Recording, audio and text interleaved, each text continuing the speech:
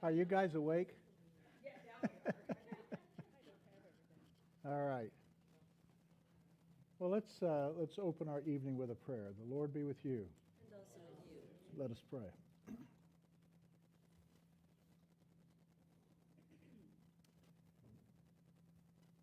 Bring us away, O Lord, from the busyness of the dailiness of our lives into this space where we can gather together as your people. Give us the grace to speak clearly, to hear faithfully, to engage one another in this conversation that hopefully we will have this evening.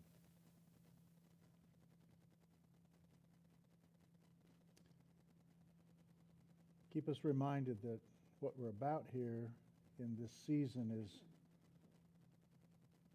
learning more about ourselves, both individually and corporately.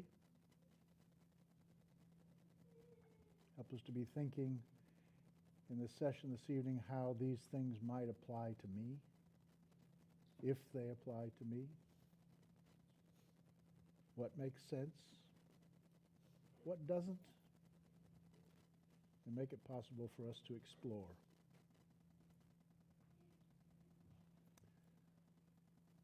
For in you is life, and growth is the only sign of life, and we would grow. It might be kicking and screaming, but we would really like to grow. For we want to partake of all that life has to offer, all the blessings that you have in mind for us. And so we pray all of this with expectation and with grateful hearts in Jesus' name. Amen. Okay, so I have been probably working harder on this one than I've almost ever done with anything else. Oh, wow. Just because I have been doing this for about 45 years. And I'm trying to figure out how to bring it to the point where in a quick introduction, I might not just bore you to tears.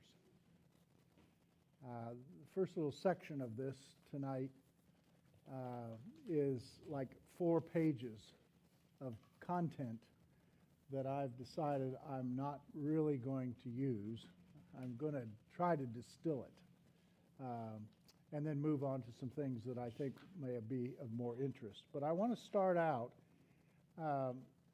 reading a little section out of the book Archetypes, which is one of the books on the list that I sent out. And Carl Jung is, in some people's mind, a saint, and in other people's mind, a charlatan. Some people just don't appreciate him at all, but that is less and less true with each passing decade. But in the times in which he was working on the whole business of archetypes, it was a difficult time for him. And I'll read a little bit of this. With hindsight, one can see that Jung suffered ostracism by the academic establishment, not because he was a mystic, although he probably was, but because his ideas ran counter to the intellectual currents of his time. Have you ever run into that before? Yeah. So, the vision that these, well, let me go back here. So what are the archetypical features of human nature? What are the behavioral, that's one part of it, and the psychological, the other part of it, characteristic that are specific to us as a species? The vision that these two aspects of human life, the biological and the spiritual, could be united in one scientific theory, provided the impetus that drove him to become a psychiatrist in the first place. He says in his biography, Memories, Dreams, and Reflections, which I have a copy of that, and that's on your list as well, Jung describes his reaction when, as a medical student, he began reading Krafft Ebing's Lehrbuch der Psychiatrie. He says, "My heart suddenly began to pound. I had to stand up and draw a deep breath. My excitement was intense, for it had become clear to me in a flash of illumination that for me there was only one possible goal of psychiatry. Here alone, the two currents of my interest could flow together in a united stream, and in a united stream dig their own bed. Here was the empirical field of common biological and spiritual facts, which I had everywhere sought and nowhere found. Here at last was the place where the collision of nature and spirit became a reality." You know, the fight we hear so often is we speak of it in terms of the conflict of science and religion. Well, for him, there really wasn't a conflict. There really isn't for me either. And I think part of it is just because of the years of study in this, that I see how they are really interconnected. At another point, he says that religion should possess such critical importance for the survival of populations would indicate that it has an archetypical basis in the nature of our species. Of this, Jung was in no doubt. The idea of the moral order and of God belonging to the ineradicable substrate of the human soul, indeed the very universality of religious phenomena combined with the unquestioning way in which the great majority of individuals accept and retain the beliefs and mores of the culture into which they were born, suggests the existence of an innate mechanism far more extensive in its psychosocial implications than a mere imperative to distinguish between right and wrong. In other words, we're full of archetypes that draw us into the spiritual dimension.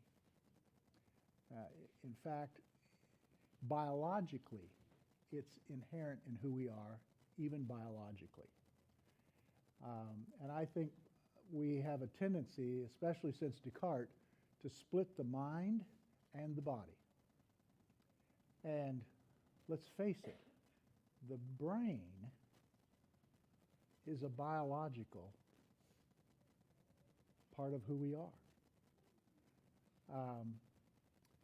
Some would say there is the brain and there is the mind. The brain is like the toaster. The mind is that which accesses the whole spiritual dimension of the universe, and the brain can process it for us. And I think that's an interesting conversation that would be reserved for another night. I'm really not uncomfortable with that at all, but if you really want to get into that, read Deepak Chopra, because he did a whole bunch of scientific work with a neurologist, and neurologists insist that it's separate. You know, they're not the same thing. And working with this neurologist to write one of his books, The Big Brain, I think it was, working with a neurologist, the neurologist came around to his point of view, which was, you know, that's just stunning. And not only was he wasn't a piker of a neurologist, he was at Harvard. So we're talking about somebody who's deeply embedded in the system as it is, and yet he was able to come to an understanding that we're much more than simply a biological creature that is behaviorally driven. So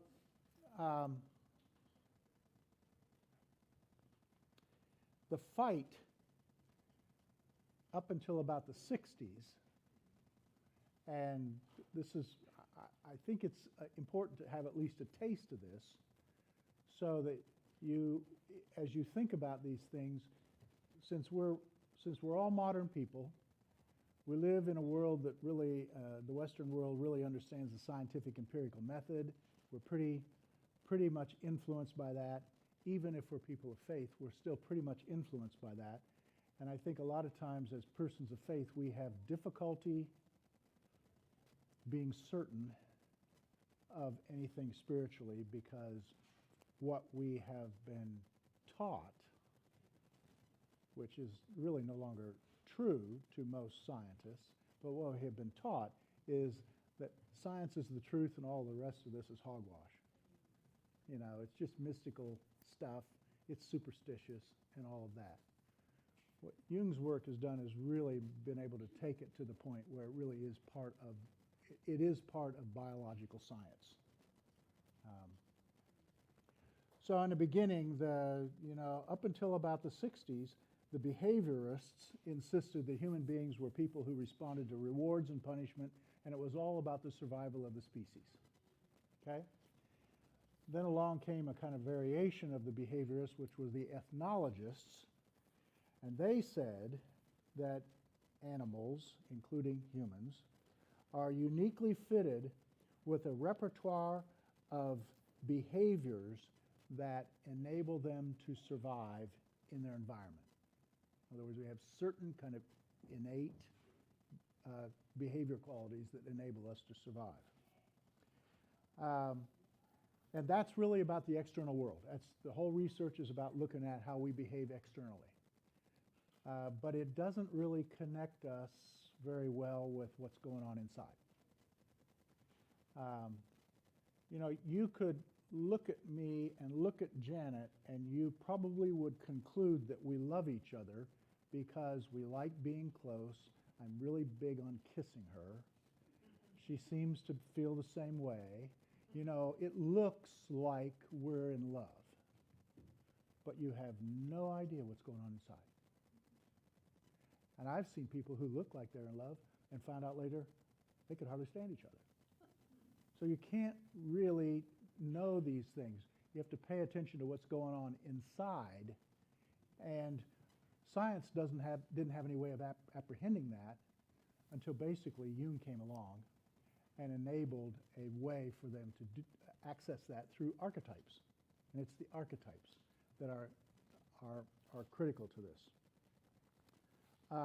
So no work had been done to explore the direct link between the public manifestations of attachment and the private internal experiential equivalence.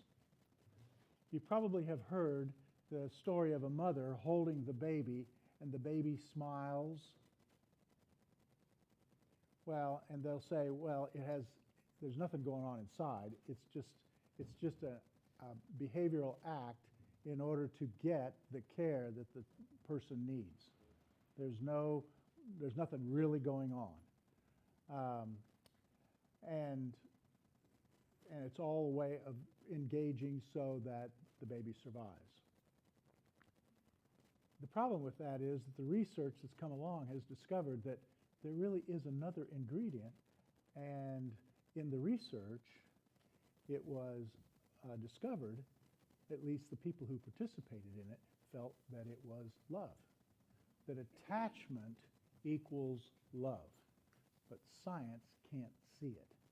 At least those studies couldn't see it until Jung came along with his psychology. So, the author of this book was really trying to research this thing because he distrusted Jung for quite a long time. But he had done enough research to see that there was something really going on that he couldn't name in his research. And when he talked to his subjects who were involved in that, their answer was, it's love. And this was a bunch of women who were taking care of babies. And they were not their children. They were children that had been placed in their care because their mothers were gone for some reason or other. It's in a orphanage. And they would become really attracted to certain babies and not to others. And it worked that way with all of the different nurses who were doing that. And they'd look at them, and they weren't their biological mothers, but they became their mothers. And the baby would look at them, and the baby would not tolerate another person trying to take care of them in the same way that they would this person. And when asked about this, the nurses who were doing this said, "Oh, he's so special. He's so kind. He smiles at me. He responds to me. I respond to him." And when he asked, "What's that? What is that?" He said, "Well, all of them independently said it's love." So in that research, he discovered there was this component, but he didn't have a way to answer it in his research. So he had been in Jungian therapy, and while he was doing Jungian therapy, he was being helped immensely. But as an academic, he constantly questioned certain parts of the process, but he decided he was getting so much out of this, and it was helping him learn to love, it was helping him in his relationships, it was helping him in so many ways that he decided not to get into academic debates with his therapist about that and waste his time. So, like several years later, he came back and realized that possibly from what he'd learned in there, that the solution to his problem was what Jung had proposed about archetypes. And so Jung's theory of archetypes is this: there exists in all human beings certain psychic and behavioral forms which, while achieving unique expression in each individual, are at the same time universally present in all members of our species. Everybody has these archetypes, but it will likely look different, a little bit different in each and every one of us, but the archetypes are present. So he saw this as the essential psychic characteristic that marks us as human beings, and it is determined by genetics. And they are with us from birth.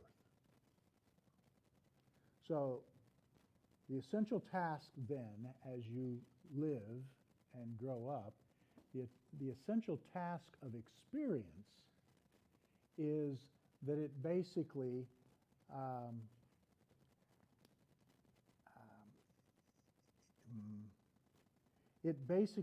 helps us develop what's already there. It's kind of like when a photographer takes a picture with the old-timey cameras and they get the glass plate and they hold it and expose it.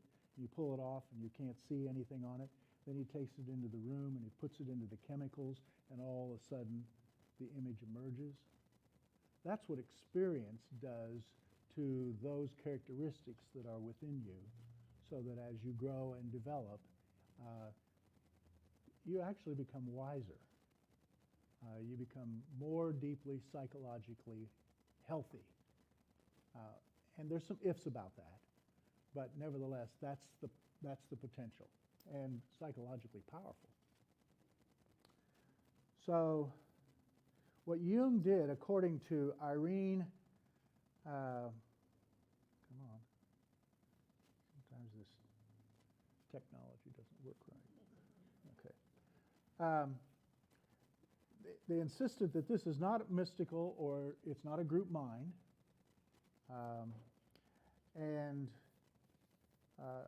Irene Champernoun, who was a student of Jung and was a therapist and had been this author's therapist, he finally thought, I got a problem here and I can't figure out why I don't trust this about Jung, so I need to go talk to her. And he talked with her, and she was able to resolve his questions and his problems with it. And she said that Jung has reconciled the highest achievements of human spirit with the base materials, our bodies, our material being, been able to reconcile the highest achievements of the human spirit with the base materials out of which the spirit has evolved. In other words, for her, Jung has built a bridge between Darwin and God. Now, that's a huge thing. And it's a huge thing for us as Christians. But Darwin was an atheist. Doesn't matter. He was he was a scientist, and he was observing what is, and natural selection or evolution is something that most of us, I think, can at least see some pieces of. For instance, in 1860, the average height of a man was 5'7",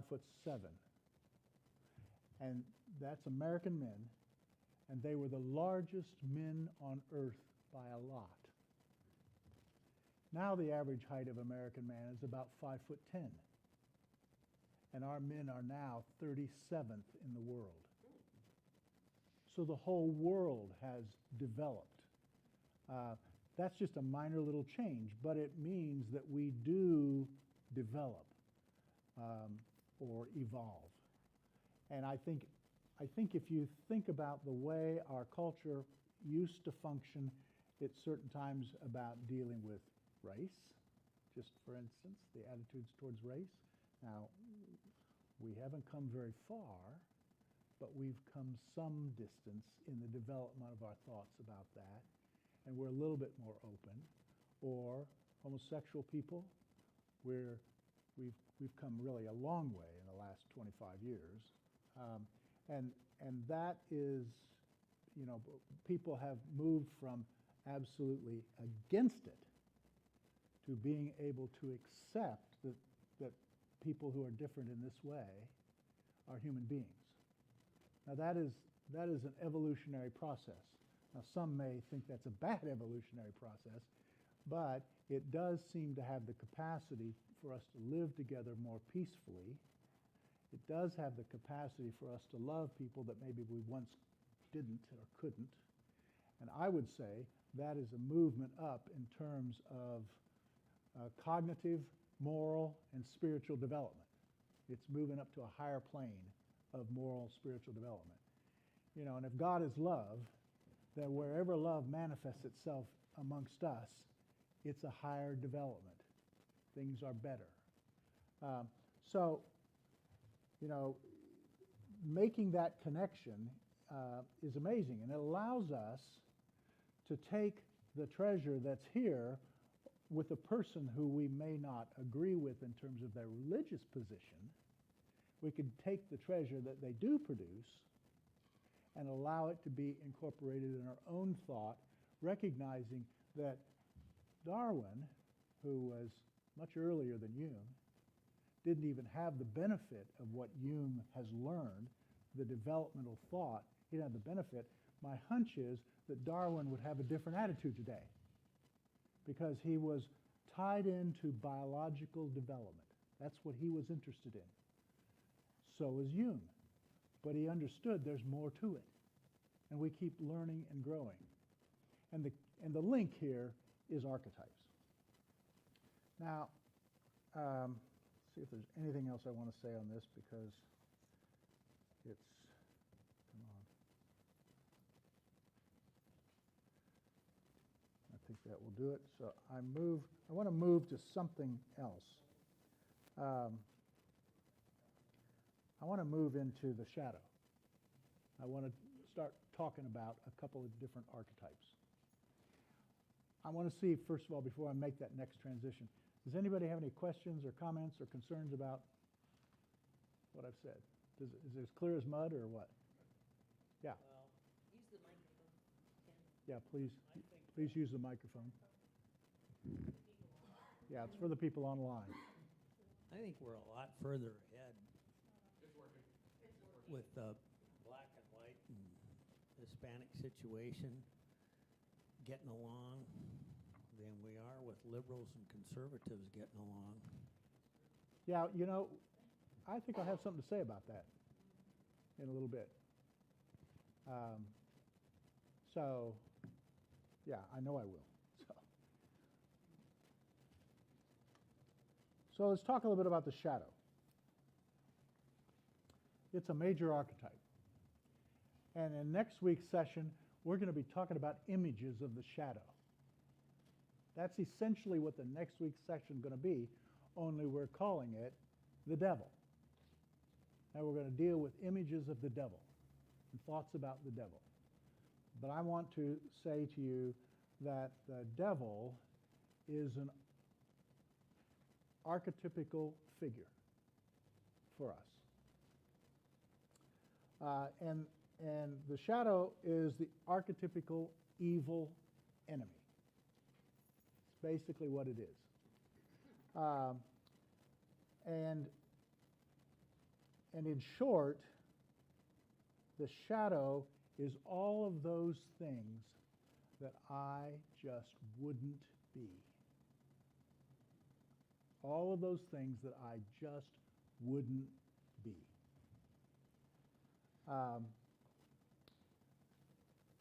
But these are qualities that are not evident to our conscious mind. Jung said that the shadow is all of the unconscious, whether it's good or bad. It's all of the unconscious. And we have taken, again, through the development of Christianity, we have taken and split out good and bad. We've got God and we've got Satan. We split those out. In the earliest days of the Old Testament, those were not split out at all. God had it all. When Moses was heading down to Egypt, it says in one little piece of story that's so ancient that we're not quite sure where it all came from. When Moses was heading down to Egypt, it says God ambushed him and almost killed him. God, good God, did it.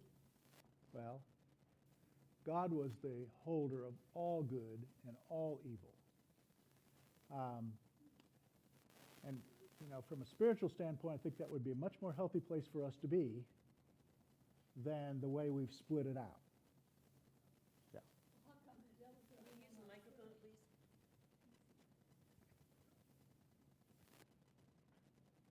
For the people online. It's for the people online. okay. Well, if that's the case, how come when the devil said, I will not serve Lucifer, that he was split off from heaven? So there was two splits. God split him off because he would not serve. He would not. I understood that he saw that the Jesus Christ was going to be in the womb of the Blessed Virgin. And he would not, because she was a lower creature than him, and he would not accept that.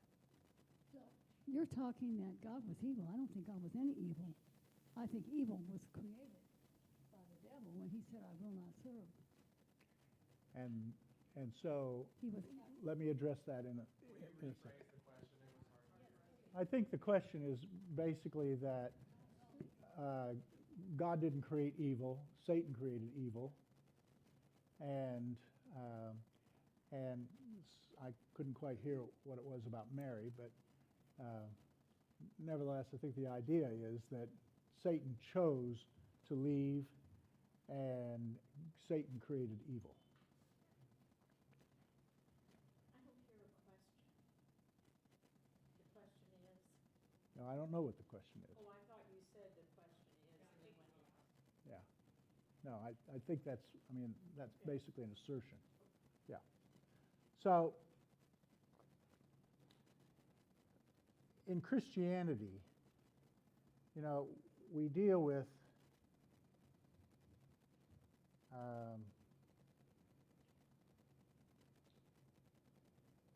now I'm going to wait and address that question in a little bit. So, the thought is that if you want to grow spiritually, with regard to your understanding of the shadow that's in you, if you want to grow spiritually, spend a half a day with a person you can't stand.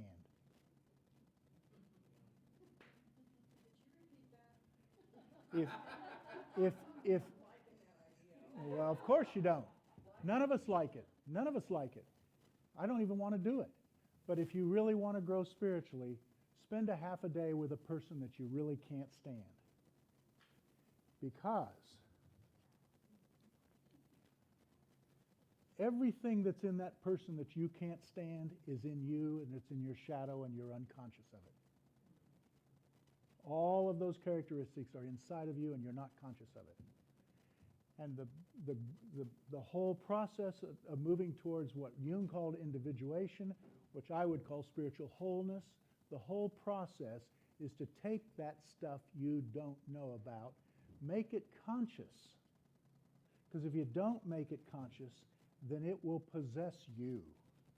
You will not have any control over it. You know, people like to say, well, the devil made me do it. Well, folks, it was the shadow that made you do it. Your shadow that made you do it. It's what drives us so many times when we're not really aware of it. So let me just kind of see, what are the qualities in a person that you cannot stand or you would simply never be? What are some of the qualities? They talk too much. Talk too much. All right. Good. Yeah. Apparently, he's a murderer. Does that mean I'm a murderer because I don't want to be around a murderer? I don't agree with that. Well, okay. Dishonesty. Dishonesty. Okay. Yeah. Arrogance. Arrogance. Okay. Selfishness. Selfishness. Yeah. What else? I made a long list for my stuff. Authoritarian. Authoritarian. Yeah. Micromanaging. What? Micromanaging. Ego. Okay. Manipulative. Manipulative. Yes. Okay. Narcissist. All right. Imperialist. Yeah. Anything else that comes to your mind? Well, I made my list of a bunch of stuff. Liar, sleazy, sloppy, stupid, undisciplined, seeks the easy life, totally indifferent, cruel, immoral, according to my standards of morality, takes advantage of people and exploits them. Somebody who's a rager,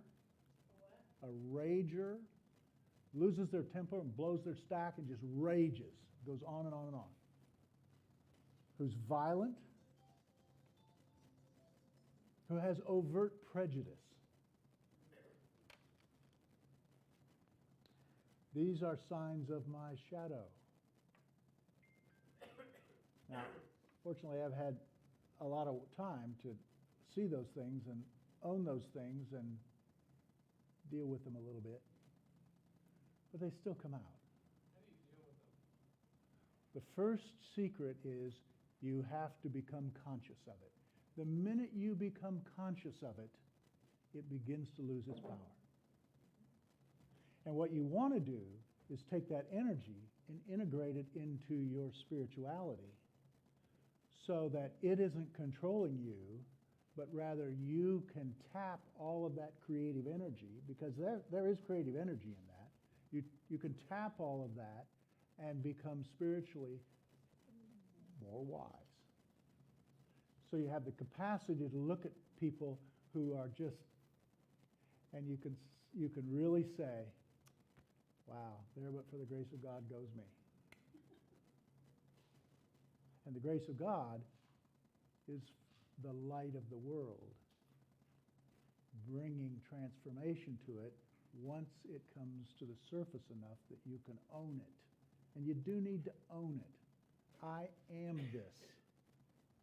You know, I have this quality. What we do in our culture is, I'm good and you're bad. And it's clear. It's black and white. Everything is so black and white in that respect.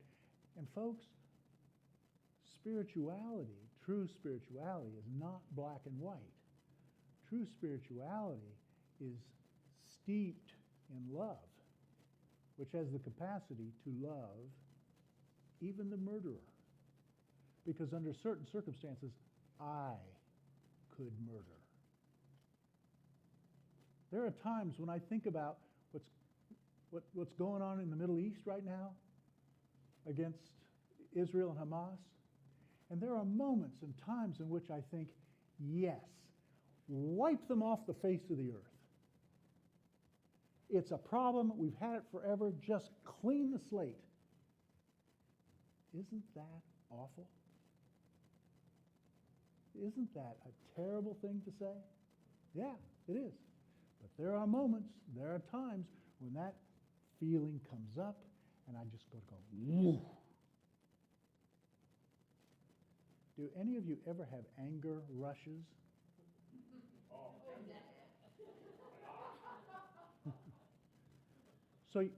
So you know what I'm talking about. Yeah. This is part of our species. And we can never heal ourselves or our world if we're not able to come to see this and work on healing ourselves and sharing the good news with others that they too can heal and be strengthened.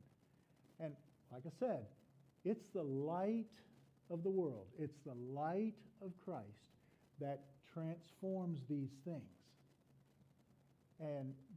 But our part in it is to own our stuff. Really need to own our stuff. And if it's unconscious to you, you can't possibly own it. You have no idea. You know, you get into a situation with somebody and you hit them. And our response, if we're unconscious, is they deserved it. This was the right thing to do to them. Or we'll even say, he made me do it. When what it is our own shadow coming up and becoming violent, which can also be a characteristic of the shadow, uncontrolled, John. or really John. untransformed and healed. John, Yeah. is that the same thing, or is it similar to confession? Confession, you know, most confessions are about the small stuff. But yes, it is. And it's really useful to go to confession and own stuff that may leave you aghast. Oh my God, I can't believe I thought that. Can't believe I felt that way. When you can bring that to consciousness and own it yourself, that's a thing to write in your journals. It's a good use of the journal. You know, there may come a time where you want to confess some of that to somebody else, which can be done if you want to read it to them or take it into the booth and read it. But the light of Christ will transform that once it's brought to consciousness, brought to the surface. And it begins to heal you and give you capacities to be compassionate and loving that you would never imagine that you could do, even to lay your life down for another.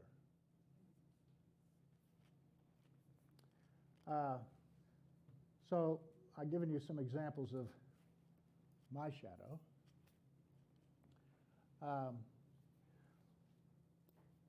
So when we see a person that we cannot stand, what we're really doing is we are projecting our shadow onto them.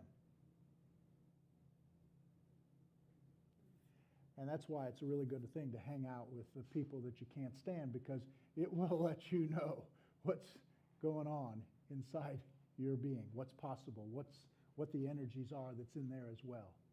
It's not the only thing. You also have this ego, superego, if you will, that is good, seeks to be good according to the standards of our culture. And we prefer to idealize the images of ourselves rather than see our own personal weaknesses. Shadow projection is the intractable vice of our species. It's the source of conflicts, wars, suspicions, pogroms, what's going on in the Middle East. It is the source of that. What's happened, what I see is happening with Israel, especially those who are the most conservative about it, is that they have ultimately identified with the people who oppressed them. And they are doing what was being done to them once upon a time, because they've never managed to own their own stuff well enough to heal from the trauma of the Holocaust. And so they are just taking it and passing it on. You know, abused people or an abused person can go one of two different directions. They either identify with their abuser and abuse, or they reject the abuser's ways and heal themselves so that they don't abuse. You know, the better part of America has addressed some of that with Native Americans, because we just oppressed the bejeebers out of them at once upon a time. Yeah, and we still do in some ways. I'm not going to use the microphone, so if you'll repeat this, but just out of curiosity, would you speak to Desmond Tutu's work in Africa Yeah. as it relates to what you're talking about? Out of curiosity, would I speak to Desmond Tutu's activity in South Africa? Yeah, he understood this. I mean, he understood this whole business about the shadow. He understood that and he didn't want his people to become the thing that the people that had oppressed him.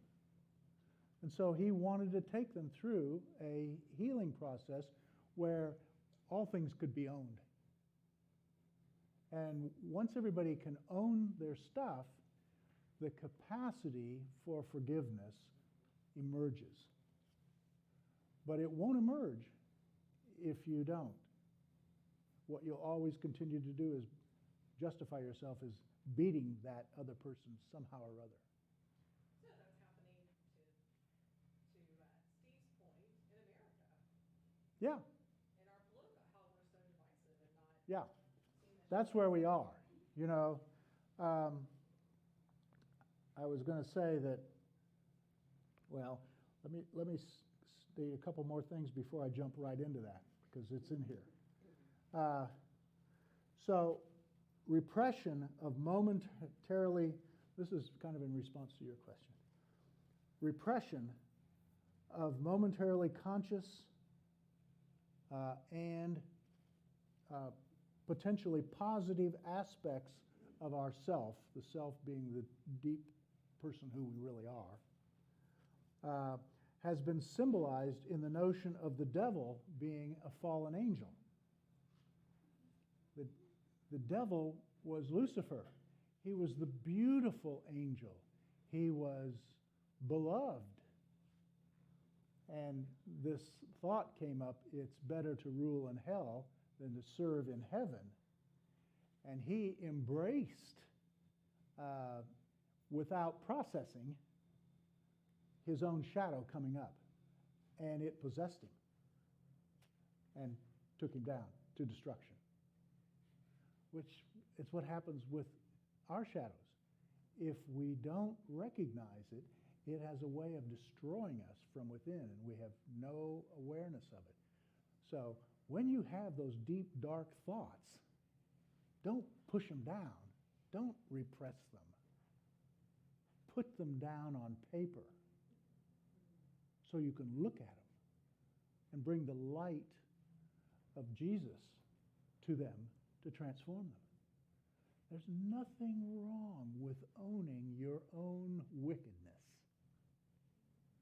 It won't take you over if you own it. It will take you over if you don't. And we think, as a culture, that no, I'll just hide it, I'll push it down, I won't. And then it will come out in strange, sometimes destructive ways. So owning your shadow owning the dark stuff of your being is really, really important for your own healing and transformation. In all cultures, if a child has been adequately parented, she will identify her conscious personality with whatever the group holds as good. That's who I am. It's my persona. Okay? And her shadow complex will be the repository of all that is bad. in the culture. I'm not like that. I wouldn't do that. So dealing with the shadow is necessary for each of us, each and every one of us. The devil is a projection of our stuff onto a figure. In our culture, Trump is a shadow figure for half of our country. And so it really is the question, what is it about Trump that you dislike? Journal that. Spend some time with that. I've been spending time with that and finding that it's allowing me to look at him a little bit differently and see, like every once in a while I say, well, maybe he has something here. Maybe this problem can't be solved maybe in any other way. But that's real tentative because I'm having to spend a lot of work in order to get there. So, Excuse me. yeah. See, that culture is completely surrounding us. That's true. But what about the Ten Commandments? Everybody knows whether they're raised or not. God said He gave us 10 commandments. Well, he gave us the That's Ten what we're supposed to Commandments. have. He gave us the Ten Commandments, and almost every culture has something like it. It really is a outward manifestation of something we know deeply in our being, which I'll speak about in a moment. But it is something deeply that we know is good, whether we get the Ten Commandments or not, because that's inherent in the archetypes that govern our unconscious. It's all present there. It's already there. Who was it that said, well, the creation declares the glory of God. Yeah, it was. Saul, It's but it was in his creation. right. So there's that, but there's the idea, I think in Paul is also saying something to the effect that even if we hadn't had the gospel of Jesus Christ, that message would be part of the being of who we are as a species. So, yeah, 10 Commandments, good stuff. What about China? They're beginning to gradually go into Christianity, which is Falun Gong or whatever. Well, see, the thing that I would say is that Christianity is primarily the way Western culture has come to relate to God. It's the system that developed. Jesus didn't start Christianity. Paul started Christianity. I mean, it's a development of Paul. And so, so it is he understood the Greek culture. He was a Hellenistic Jew. He understood the Greek culture. He was steeped in Judaism. He'd heard the stories about Jesus, and he is so creative under the guidance of the Spirit that he basically put together a whole way of apprehending reality that has transformed Western civilization. It's still true. It's just that it came to us in a little bit different way than I think we generally think it came to us. And we don't have to think about it in another way necessarily. It's just that it did develop. And it comes really out, again, of an archetype. Paul never heard the word archetype, but he sure understood it. He sure understood it. So, if you look at, how many of you saw The Lord of the Rings? Okay, read it. Well, the archetype of the devil in The Lord of the Rings was Sauron. He was the maker of the ring, okay? And the whole struggle was how do we bring this down? And Frodo struggled all the way through to come to it, and in the end he lost, and then he won. It's a life, death, burial story. It's a resurrection story, is what it is. And, you know, I actually think the writer of it probably had read Jung. They're contemporaries. They were contemporaries. So he's playing with archetypes all the way through that book, all the way through that movie. The archetypes are there. And I love watching those movies because I'm seeing the archetypes and playing with them and dealing with all that stuff. And so, you know, it's just another level of richness that if you have some, you know, some background and the ability to look at it, it can enrich the experience. How many of us saw the Game of Thrones? Okay. Very violent, very violent. When it first came out, Janet and I looked at it and said, nope, nope. Well, we just finished it. We've been watching it for about the last 5 weeks. And again, I mean, it is full of archetypes and how they play out. And the Ice King is the devil in that story. He's the shadow personified. So that stuff is present everywhere if you can see it. But the most important part is to see it in yourself. That's the most important part. But you can read fairy tales and learn about this stuff just by reading the stories.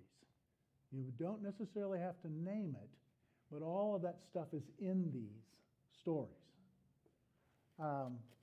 John Sanford, who I've got about 5 of his books up here, John Sanford talks about going out with his grandson out to the mall, and everything is just, the grandson comes back and he's just crazy. He's just hyper. He's been so overstimulated that he's just impossible to deal with.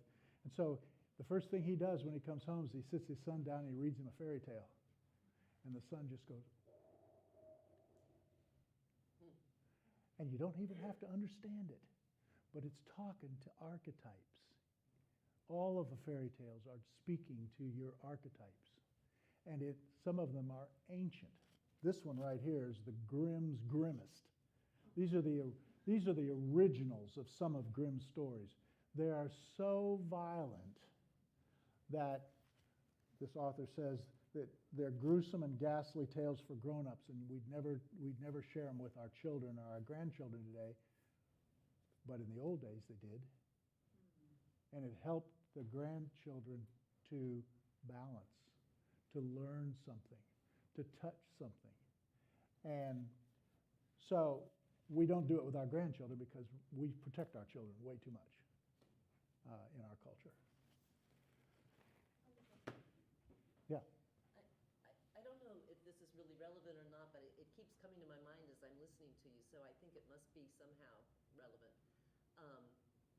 There are families who have sort of this evil streak that runs through it, a particular kind of sin that runs through the family and is never talked about because we don't talk about these things. Right. But then sometimes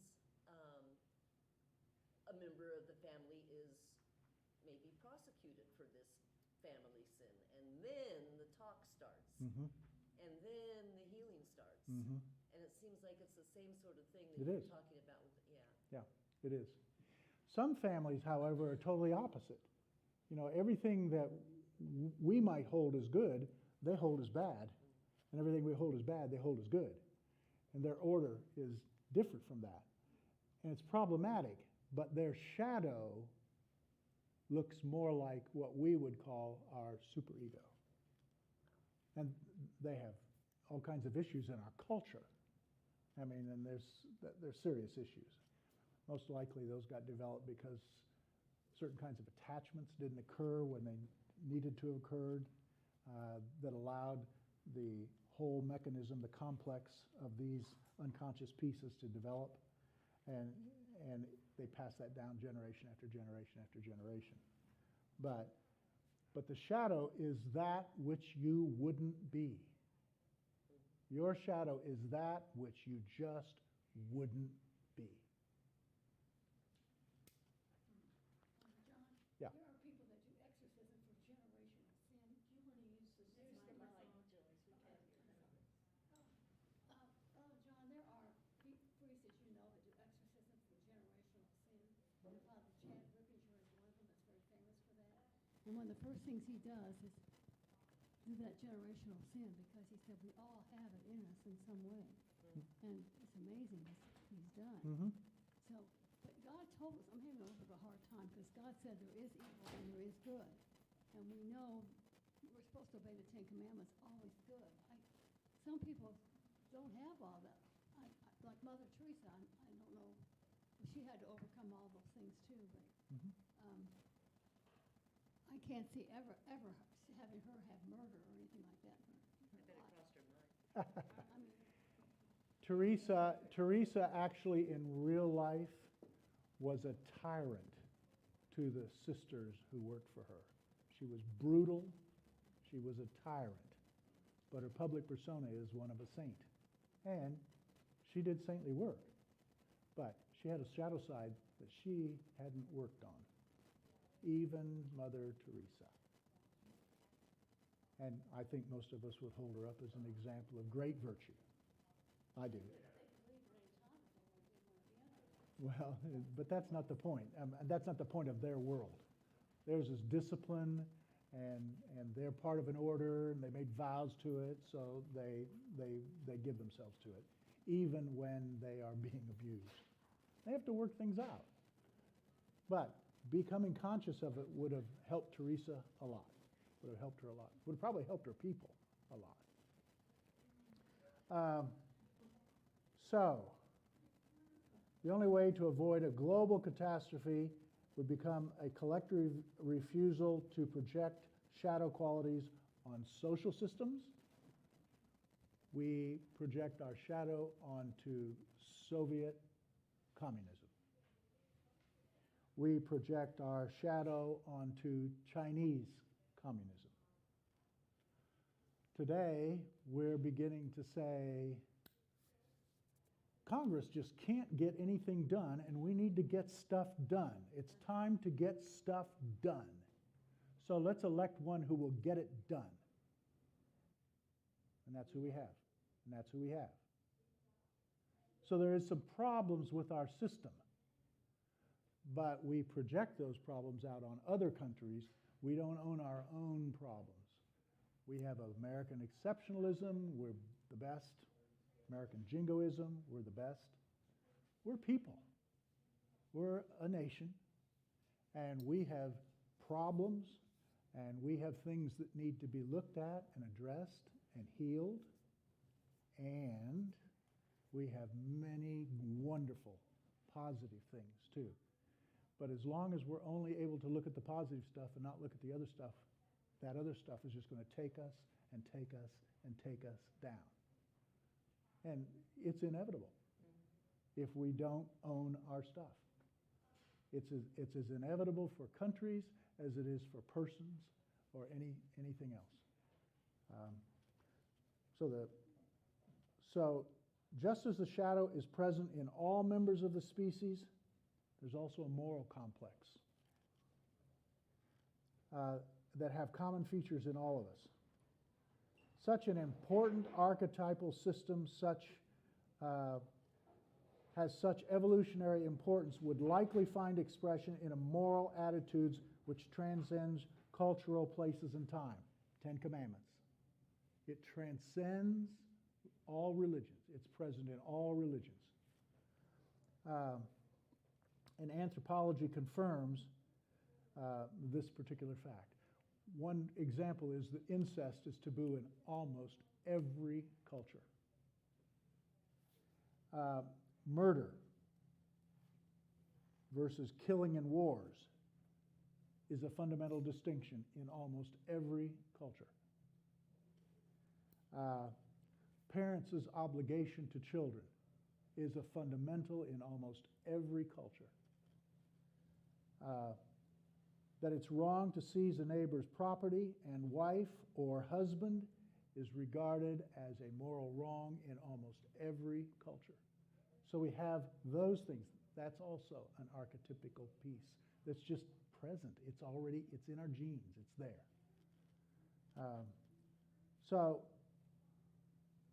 we really need to make the shadow conscious. Otherwise, it will possess you. And we're very skillful at keeping it unconscious.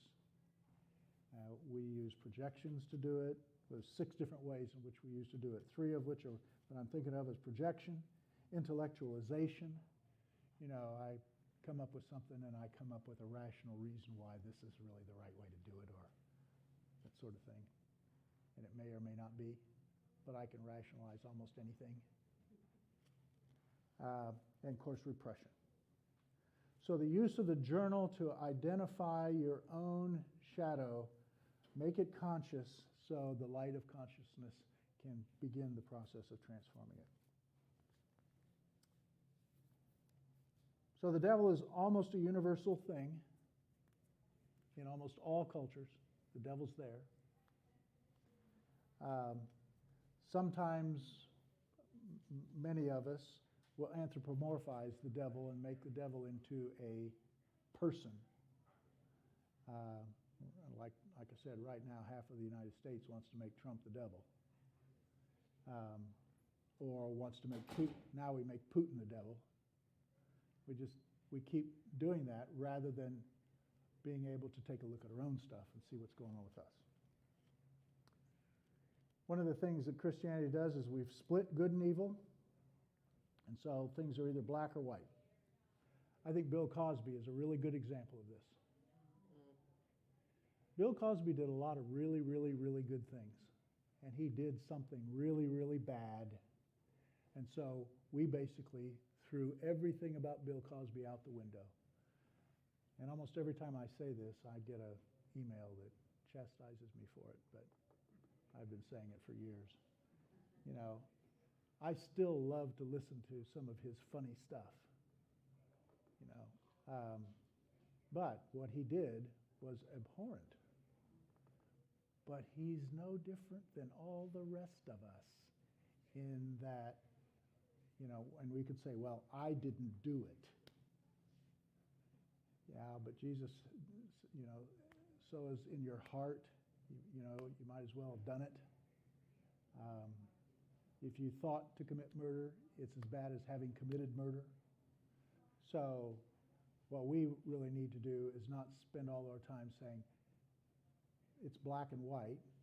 Cosby is an evil person, and I'm a good person, because I didn't do what he did. We have to become compassionate enough to recognize that there, but for the grace of God, goes me in that particular instance. And we think about Jesus and his temptations. I mean, he was dealing with his shadow in his temptations. I know Jesus sat there and thought, what is the best way to make everybody in my world accept the fact that God's going to come and we need to get ourselves ready for his return to come on earth? What's the best way to do that? Well, if I did something dramatic, I might get them to buy into what it is that I'm saying. Go jump off the temple. Maybe if I just fed everybody. He obviously flirted with it in the feeding of the 5,000. So even Jesus had to work with his shadow in order to come. But he owned it in his process, and he brought it to the light of God, and was able to transform it and heal himself so he didn't get trapped down, pulled down. Well, I think we have to stop. I wanted to go talk about anima animus, because that's about as interesting as anything can be. That is, in women, the inner masculine, and in men, the inner feminine, and how that plays out in the dailiness of our lives, how it plays out in our marriages, how it plays out in our work environment. I mean, it's powerful stuff. Oh, maybe some other time. That was great. Thank you.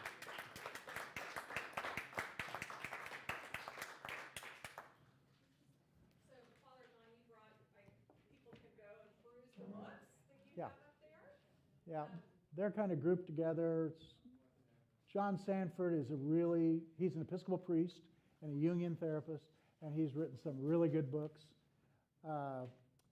Robert Johnson and Robert Johnson's books are stories, but they are archetypical stories, and they basically deal with fairy tales and help you to see what's going on with some of these old myths. The Hero Within by Carol Pearson is another one like that. And then there's the stuff by Joseph Campbell, who's a wonderful author. Robert Bly is a great author. His focus was on men and their work. 35 years ago, I had a men's group of about 35 men, and we met down at the BMA Tower every Wednesday morning, and we talked about this stuff. And it was very exciting. I think it lasted a couple years. Ask Brian Glow about it.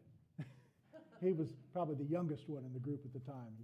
Or Charlie Rogers now, he'll talk to you about it as well, because it was just, it was a wonderful time for me, and I think for all of us, because as men we got together and got to talk about stuff that men never talk about. So there's a book here by Jung, Elaine Pagels' book, The Origin of Satan, Grimm's stories. Women Who Run with the Wolves has all kinds of archetypical stories in it. So we recommend that to you. And that tells me that it's time to quit. Well, thank you very much, and I hope you all will join us next week as we learn more about the shadow side and the devil.